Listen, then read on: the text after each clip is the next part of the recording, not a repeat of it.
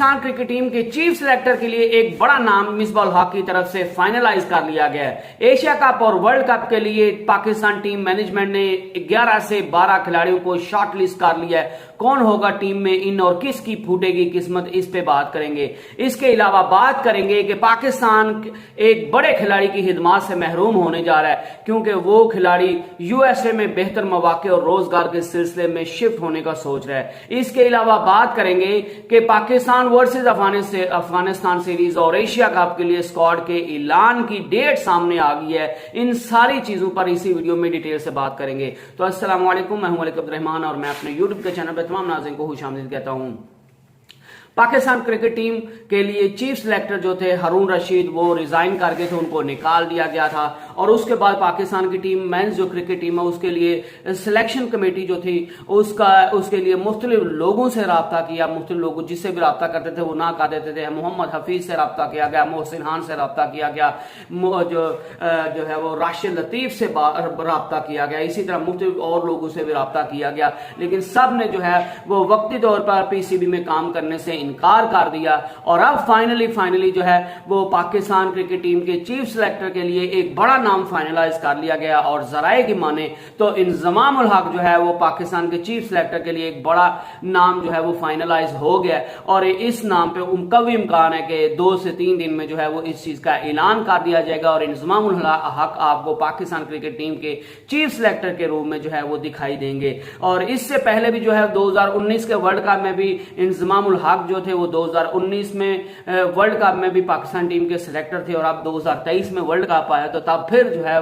वो इंजमाम उल हक के हक में पूरा निकल आया। इससे पहले मिसबाह उल हक जो है वो उनको क्रिकेट टेक्निकल कमेटी का चेयरमैन बनाया गया था और उनको तमाम तरह इख्तियार दिए गए थे कि पाकिस्तान की क्रिकेट की बेहतरी के लिए आप कुछ भी कर सकते हैं, आपको फुल पावर्स हैं। और इससे उनने जो है वो मुख्तलिफ एक्स क्रिकेटर्स को भी मिले थे और उन्होंने चीफ सिलेक्टर के लिए 4 बड़े नामों को जो है वो फाइनलाइज किया था, जिसमें इंजमाम उल हक थे, मोहम्मद वसीम थे, लैपटॉप जो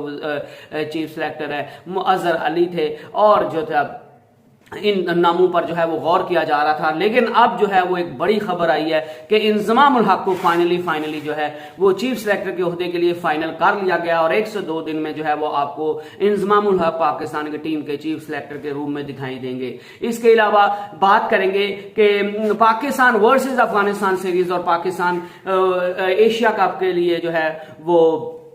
स्क्वाड का ऐलान किया जाएगा। और पाकिस्तान क्रिकेट बोर्ड ने यह सोचा है कि 12 अगस्त को जो है वो पाकिस्तान वर्सेस अफगानिस्तान, जो इसी माह पाकिस्तान ने खेलनी है 22, 24 और 26 को श्रीलंका में, पहले 2 मैच जो हम्बन टूटा और तीसरा मैच जो है वो कोलंबो में खेलना है। और उसके बाद 30 अगस्त से पाकिस्तान और श्रीलंका में एशिया कप खेलना है। तो उसके लिए जो पाकिस्तान का स्क्वाड का ऐलान किया जाएगा वो 12 अगस्त को कर दिया जाएगा। और मोस्ट प्रोबेबली ये जो स्क्वाड होगा ये एशिया कप और जो है वो पाकिस्तान वर्सेस अफगानिस्तान की सीरीज के लिए होगा। और फिर अगर इनमें किसी चेंजेस की जो है वो जरूरत पड़ी तो फिर जो है वो वर्ल्ड कप के स्क्वाड में जो है वो उसका बाद में ऐलान किया जाएगा और उसकी चेंजेस के लिए बाद में जो है वो सोचा जाएगा। क्योंकि पाकिस्तान वर्सेस अफगानिस्तान की सीरीज में जो खिलाड़ी जो है वो सही टीम में फिट नहीं बैठ रहे होंगे या एशिया कप में जो खिलाड़ी नाकिस करके दिखाएंगे तो मेरे ख्याल से उनको वर्ल्ड कप में जो है वो रिप्लेस कर दिया जाएगा। और वर्ल्ड कप के लिए 29 अगस्त जो है वो इनिशियल सबमिशन की डेट है। और वर्ल्ड कप से 1 हफ्ता पहले तक 28 सितंबर तक जो है वो आप किसी भी खिलाड़ी को चेंज कर सकते हैं, किसी को भी इन कर सकते हैं और किसी को भी आउट कर सकते हैं। और उसके बाद जो है वो 28 सितंबर के बाद अगर पाकिस्तान क्रिकेट बोर्ड ने या मैनेजमेंट कमेटी ने किसी खिलाड़ी को जो है वो चेंज करना है तो उसके लिए पाकिस्तान क्रिकेट कमेटी को या पाकिस्तान क्रिकेट मैनेजमेंट को, पाकिस्तान क्रिकेट बोर्ड को, टेक्निकल क्रिकेट आईसीसी का जो टेक्निकल बोर्ड है उससे जो है वो इजाजत लेना पड़ेगी और उनको सॉलिड रीजन बतानी पड़ेगी कि हमारा खिलाड़ी जख्मी है, वो बीमार है, उसको क्या मसला है। कोई सॉलिड रीजन होगा तो फिर उसके बाद जो है वो वर्ल्ड कप तक जो है वो चेंजेस की जा सकती हैं। तो फिलहाल अफगानिस्तान वर्सेस एशिया कप के लिए जो है वो पाकिस्तान की टीम का ऐलान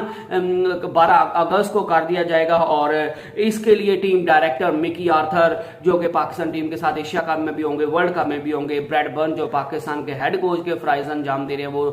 जो है वो वाइस हेड कोच बन जाएंगे और बाबर आजम से मिलकर, इन तीनों बंधुओं ने मिलकर, क्योंकि चीफ सिलेक्टर तो अभी कोई है नहीं, तो इन तीनों बंधुओं ने मिलकर आपस मुशावरत के बाद जो है वो 12 खिलाड़ियों के नाम फाइनलाइज कर लिए गए हैं और जिनको जो है वो पाकिस्तान वर्सेस अफगानिस्तान के जो है वो मैच में भी 3 ओडीआई मैचेस में मौका दिया जाएगा और फिर जो है वो उनको एशिया कप में भी मौका दिया जाएगा और मोस्ट प्रोबेबली इन खिलाड़ियों को वर्ल्ड कप में इंडिया जाने के लिए जो भी इंडिया जाने के लिए भी जो है वो ग्रीन सिग्नल दे दिया गया है कि आप जो है वो इंडिया में जाकर खेलेंगे। और ये 12 खिलाड़ी तो कंफर्म है कि ये 12 खिलाड़ी जो है वो 11 से 12 खिलाड़ी जो है ये एशिया कप भी खेलेंगे, पाकिस्तान वर्सेस अफगानिस्तान सीरीज में भी आपको दिखाई देंगे और यही जो है वो वर्ल्ड कप में आपको देखेंगे। 2 से 3 या 4 स्लॉट्स जो है वो कहीं हल्के फुल्के चेंज होते हुए आपको दिखाई दे सकते हैं। तो जिन खिलाड़ियों को एशिया कप और वर्ल्ड कप के लिए फाइनलाइज किया गया आफ्टर दी मुशावरत of team director Mickey Arthur, head coach Bradburn और बाबर आजम, तो वो खिलाड़ी उसमें जो बड़ा नाम जो वापस आया वो उसामा मीर जो है वो उसको इंक्लूड किया गया, उसको ग्रीन सिग्नल दे दिया गया कि भाईजान आप वर्ल्ड कप भी खेलोगे, आप अपनी प्रेपरेशन जो है वो शुरू कर दो। और कैप्टन बाबर आजम होंगे और इमाम उल हक होंगे, फहर जमान होंगे, मोहम्मद रिजवान होंगे, हारिस रऊफ होंगे, नसीम शाह होंगे, शहीन शाह अफरीदी, उसामा मीर, मोहम्मद नवाज, आगा सलमान अली, शदाब खान, ये 11 खिलाड़ी को जो है वो वर्ल्ड कप का और एशिया कप का परवाना थमा दिया गया कि भाईजान आप तो एशिया कप और वर्ल्ड कप खेलोगे ही खेलोगे। आप जो जिन खिलाड़ियों पर अभी जो है वो जिनको अंडर कंसिडरेशन रखा हुआ है उसमें जो है वो इफ्तिखार अहमद है, उनके बारे में भी जो है वो सारे टीम डायरेक्टर और ब्रैडबर्न और बाबर आजम जो है वो श्योर है कि इनको वर्ल्ड कप में खिलाया जाएगा, लेकिन अभी तक जो है वो उनको ग्रीन सिग्नल नहीं दिया गया। और मेरे ख्याल से ये बहुत बड़ी ज्यादती है क्योंकि इफ्तिखार अहमद पाकिस्तान क्रिकेट टीम का एक मोस्ट पॉपुलर जो है वो फेस है और उसने कई मौके पर जो है वो सिंगल हैंडेडली पाकिस्तान को मैचेस जितवाए हैं। और जिस तरह की इंडिया में ट्रैक्स हैं, स्पिनिंग ट्रैक्स हैं, बाल जो है वो स्पिनर्स के लिए जो है वो मददगार विकेट्स होती हैं, तो मेरे ख्याल से वो पाकिस्तान की one of the first choice होनी चाहिए थी और उसके बारे में तो सोचना ही नहीं चाहिए था इफ्तिखार अहमद की आपको जो है वो at the end of the day जो है वो हार्ड हिटिंग की सूरत में जरूरत पड़ेगी। लेकिन मेरे ख्याल से जो टीम मैनेजमेंट है वो सोच रही है कि आगा सलमान भी जो है वो हिटिंग कर लेते हैं, वो भी बॉलिंग कर लेते हैं, तो फिर हमें इफ्तिखार अहमद की क्या जरूरत है। लेकिन Iftikhar Ahmed, no offence to Agha Salman Ali Agha, लेकिन इफ्तिखार अहमद की पाकिस्तान की टीम में जो है वो 100% जगह बनती है और ये आपको मोस्ट प्रॉब्ली एशिया कप में भी देखेंगे और वर्ल्ड कप में भी आपको जो है वो खेलते हुए दिखाई देंगे क्योंकि यही पाकिस्तान का हुक्म का इक्का साबित होगा। इसके अलावा वसीम जूनियर जो है उनको भी जो है वो अंडर कंसिडरेशन है कि इनको भी खिलाया जाए या ना खिलाया जाए। इसके अलावा पाकिस्तान के पास 2 से 3 स्लॉट रह जाएंगे, तो उसके लिए जिनको रेड कार्ड दिया गया, जिन पर खतरे के बादल जो है वो मंडला रहे हैं, तो उनमें जो है वो शान मसूद शामिल है और विकेट कीपर एक शामिल है और सरफराज और हारिस में जो है वो एक विकेट कीपर शामिल किया जाएगा। और बड़ा सवाल भी है कि इनको जो है वो पाकिस्तान के स्क्वाड में शामिल किया जाएगा या रिजर्व में शामिल किया जाएगा, ये एक बड़ा सवाल होगा। बहरहाल सरफराज और हारिस में से एक बंदा तो खेलेगा, लेकिन शान मसूद, अब्दुल्ला शफीक, तैयब ताहिर और सऊद शकील में से जो है वो आपको 2 से 3 बंदे जो है वो टीम में रखने पड़ेंगे। लेकिन अगर मेरी माने मेरी राय के मुताबिक जो है वो सरफराज अहमद को आप जो है वो रिजर्व में रख लें क्योंकि ओडीआई है।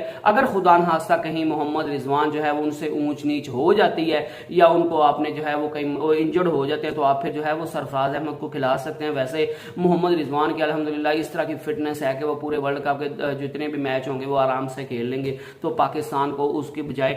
एक सॉलिड जो है वो पाकिस्तान बैट्समैन को स्क्वाड में जगह दे। तो क्योंकि वैसे भी कीपर जो भी होगा वो बेंच पे बैठेगा, Mohammad Rizwan is obviously the first choice, तो इस वजह से कीपर को रिजर्व में रखना चाहिए। और मेरे ख्याल से तैयब ताहिर जो है वो इस चीज के मजबूत कैंडिडेट हैं, या फिर अब्दुल्ला शफीक को जो है वो सिलेक्ट कर लेना चाहिए। लेकिन अभी से मैं आपको बता रहा हूँ शान मसूद की पर्ची बड़ी तेज है और मिकी आर्थर के भी बड़े लाडले हैं, तो शान मसूद भी आपको जो है वो टीम में स्क्वाड में दिख सकते हैं। लेकिन मेरी ख्वाहिश यह है कि अब्दुल्ला शफीक या तैयब ताहिर को जो है वो टीम में शामिल किया जाए। अब्दुल्ला शफीक अपनी जगह जो है वो सॉलिड टेक्निक के बंदे हैं, सॉलिड टेक्निक के बैट्समैन हैं, जिस तरह उन्हें श्रीलंका में भी डबल सेंचुरी प्रूव करके दिखाई है और